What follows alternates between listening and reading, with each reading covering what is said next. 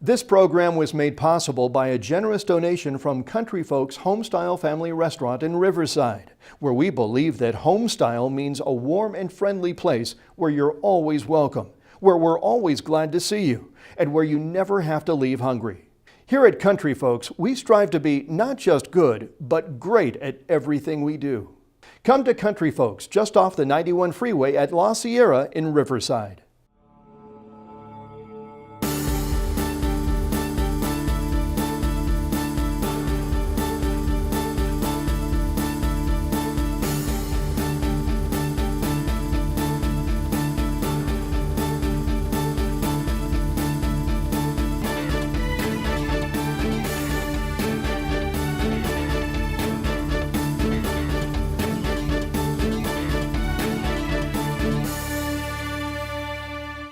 I'm your host, Kerry Pendergast, and I want to welcome you to California CEO Magazine's special edition of Inland Empire Nonprofit Showcase. Today we will be talking with another unique and successful nonprofit organization serving our community. The Riverside Police Foundation's vision is to take a leadership role in creating greater opportunities for youth in the city of Riverside. Their goal as a nonprofit organization is in providing service to youth and assisting the Riverside Police Department with its community outreach. The foundation shares RFPD's vision of taking a leadership role in providing a variety of programs to enhance the city's service to youth. By doing this, the quality of life for all of our community members will be enhanced. Today, it's my pleasure to welcome Riverside Chief of Police, Sergio G. Diaz, who will give us more information on the foundation. The Chief's goal is to not only provide the reactive services necessary to ensure public safety within the city of Riverside, but also to remain committed to providing proactive services that serve to promote unity within our community.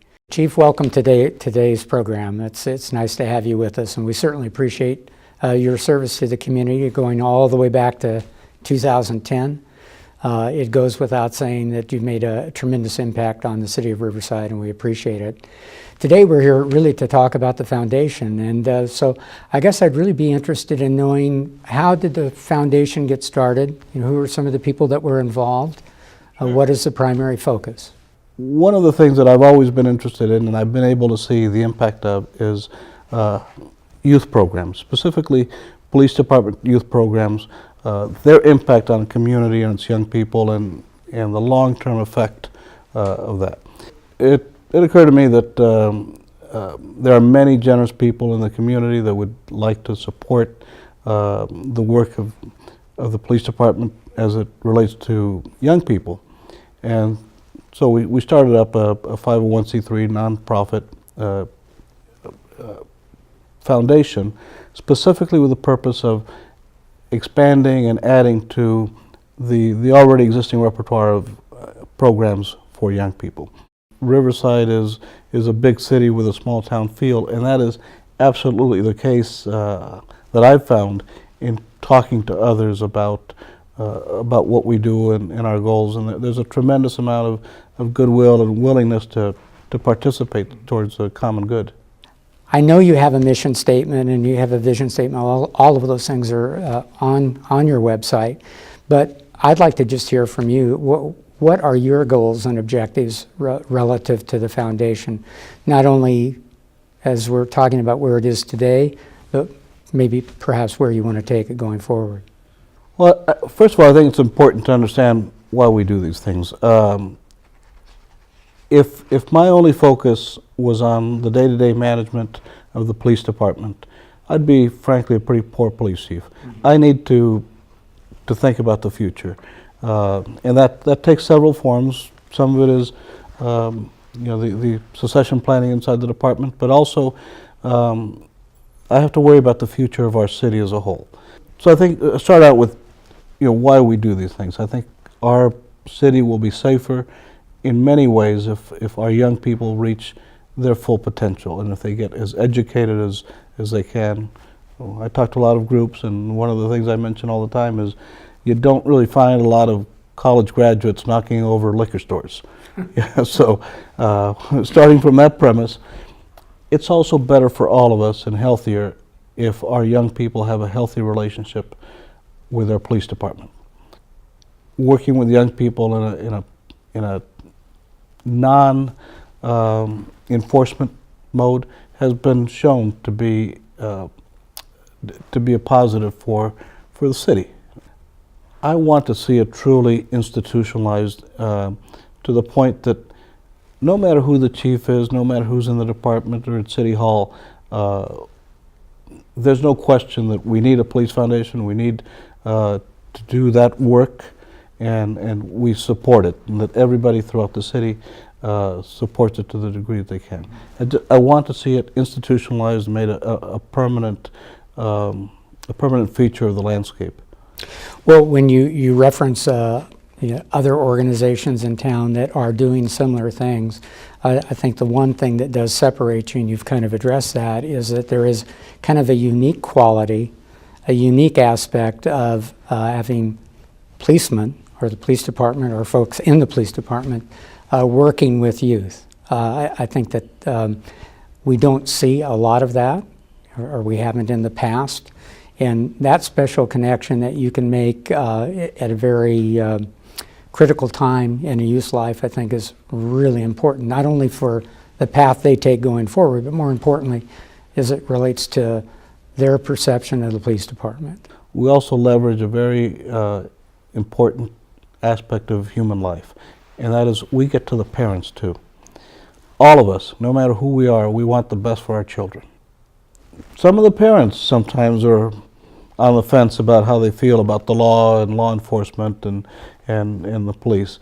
Well, it's pretty hard to be mad at somebody if you think that they're doing something good for your kids. Yeah. So you kind of bring those parents along. We bring them along, and you'd be surprised. Some of the programs, the positive aspects are oftentimes unexpected. This program was made possible by a generous donation from Country Folks Homestyle Family Restaurant in Riverside, where we believe that homestyle means a warm and friendly place where you're always welcome, where we're always glad to see you, and where you never have to leave hungry. Here at Country Folks, we strive to be not just good, but great at everything we do. Come to Country Folks just off the 91 freeway at La Sierra in Riverside. What core values do you try to make sure that you instill in any of the youth going through any of your programs? Is there a kind of a consistent theme? You've kind of already named one for sure. Well, there is, and I'll tell you that the number one thing is whether the kids are in our Explorer program or in judo or boxing or the Riverside Youth Council, which are really the elite young people in our city, the overachieving kids. Whichever program they're in, the number one thing I make sure, because personal value of mine, is education. Our kids know it's not okay for you not to go to college. You know, and so that's the number one thing. But then there are pervasive themes about self-improvement, about self-discipline and responsibility, and of course, as would I think befits our organization, reverence for the law. So when we talk about these things that are important to us and that we try to promulgate with the young people, self-control and responsibility and reverence for the law, education, setting and achieving goals, that's a big thing. That whole complex of behaviors really is leadership. And I tell them expressly many times, I can't wait for you to take over. You will do a better job than my generation has done with managing and leading things. I know that they will, because so many of them are so far ahead of where we were.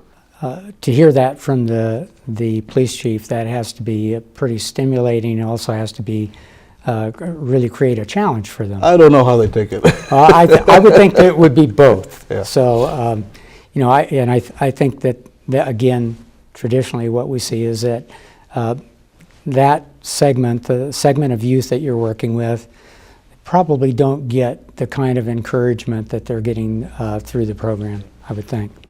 Our programs, because there are many of them, cover a spectrum.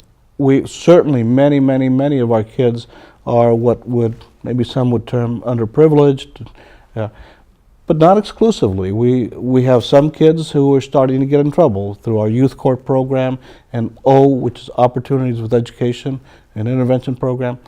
But on one end, we have that. We have the Explorer Scouts, who are young people that think they might want to be law enforcement officers in the future. Oftentimes, in a lot of programs, the kids that are doing things right and the kids that are not necessarily in trouble are ignored. And we don't want to do that either. Is there any one particular program that really resonates with you more than the others, or is it the kind of the cumulative effect of all of them? Well, it really is a cumulative effect, but I have to tell you, there are maybe some biases. The Explorer program is our signature program, and I'm very proud of that because they self-select. You know, most of them come from challenged backgrounds. As I say, if they go to college, they'll be the first ones. But somehow they've identified that there's a route to improve their lives, and that route is associated with us. So that's a heck of an obligation. So I'm very proud of the Explorer Scouts. And the judo program, it's again one of our more mature programs. We started it in 2011, but the way that has taken off, it's the #2 most populous judo club in the country. And this has nothing to do with me. All the credit goes to the volunteers that give their time. Brian Money is he's a softie. He's a big, strong guy, but he's just a pussycat. Similarly, throughout our Police Foundation programs, the staff of the Police Foundation is the staff of the police department. Since the foundation was formed and you really got up and running, is there any one particular thing that jumps out to you as being a real success? Or because when I listen to you, it sounds like everything you're doing speaks to success. But sometimes there's one bright spot, one thing that happens that is unique, that really resonates with a person. You know, it changes probably over time. Right now, there's one particular story. We have a young man, Diego. Diego is the first of our students that is actually participating in 3 programs of the police departments and of the foundation. He's currently in the Explorer Scouts. He started in which is our intervention program, Opportunities with Education, and he's also involved in judo. Here's what speaks to us about Diego's experience. Diego's parents referred him to the Opportunities with Education. Intervention thing. He's starting to go in the wrong direction. He was not a gang member or anything like that, but he's hanging out with the wrong kids. And he took to the program. Is a 15-week Saturday program where we work with the kids, do role modeling, counseling, role playing scenarios, and we also work with the parents with parenting classes. So for 15 Saturdays, they go through this, and we've had many successes there. So from a community perspective, Chief, how does the foundation actually benefit the community? I think the foundation's work benefits the community and at a number of different levels and in very significant ways. The first thing is saving a young person from degenerating into a life of crime. That's almost incalculable. First of all, on the moral side, on the side of decency, that's an infinite value. But on the financial side, there have been studies done by the Rand Corporation and others about the costs of crime.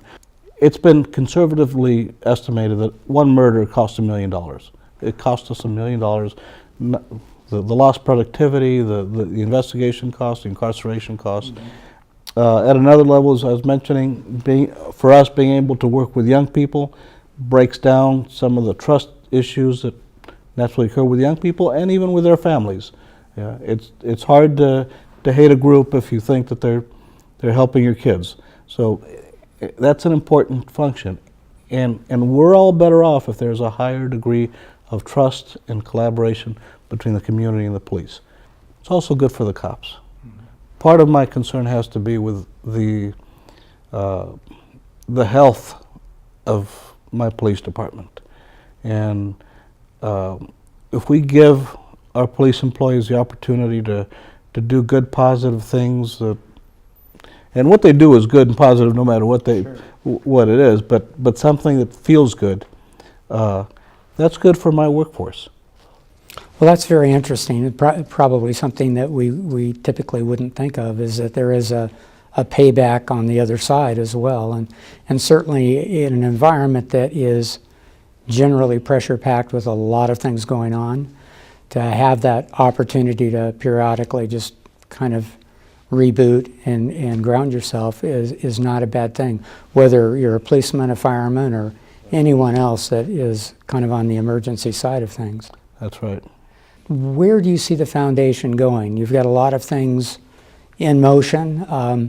You know, I have to stop a minute and harken back to the judo program, because I was at an event where the parent of one of the autistic kids spoke to the audience and explained that from a tactile standpoint, he couldn't even be touched. And it was very emotional, and I think it created a real awakening for the people that were there at that moment and at that time. So there's no question that any one of the things that you've talked about today are things that somewhere in any one of those programs are going to have a profound impact on somebody. Yes.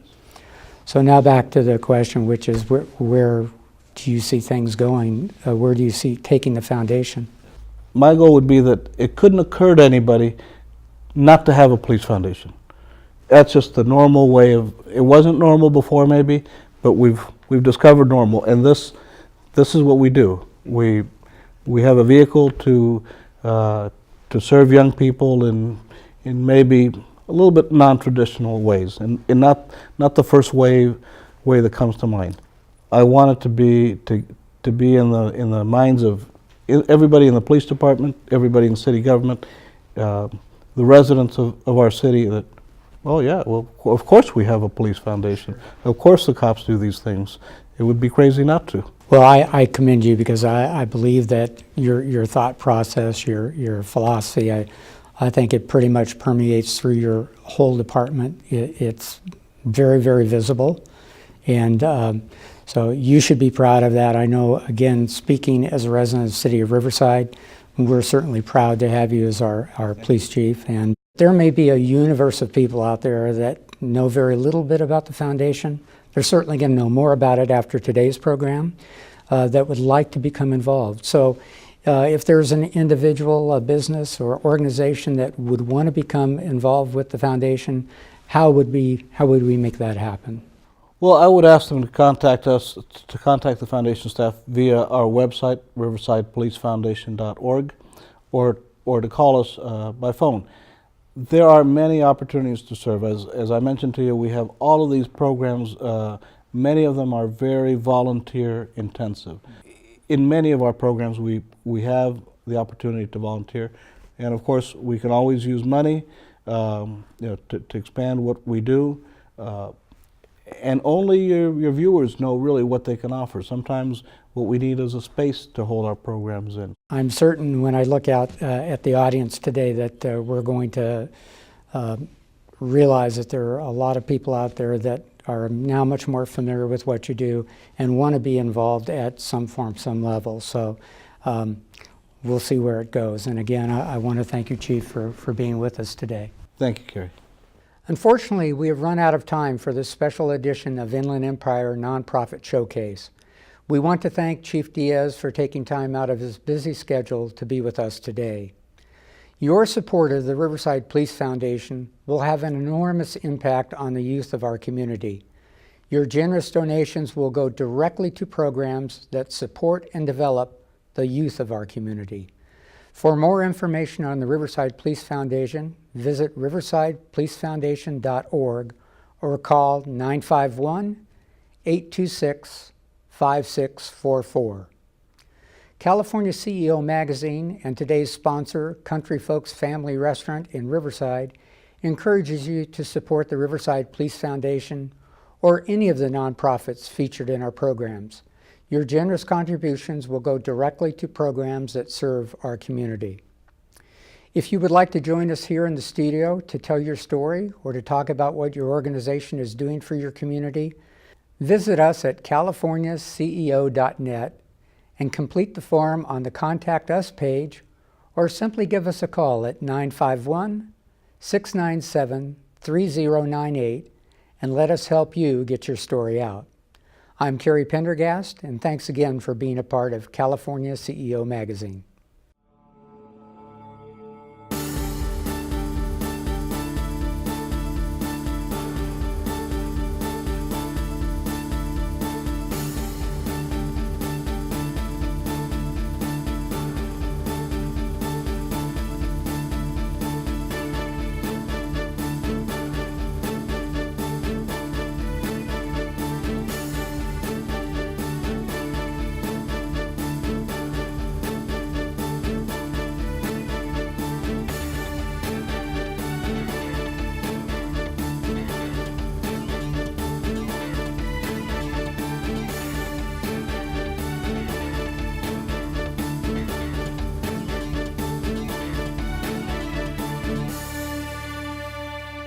This program was made possible by a generous donation from Country Folks Homestyle Family Restaurant in Riverside, where we believe that homestyle means a warm and friendly place where you're always welcome, where we're always glad to see you, and where you never have to leave hungry. Here at Country Folks, we strive to be not just good, but great at everything we do. Come to Country Folks just off the 91 freeway at La Sierra in Riverside.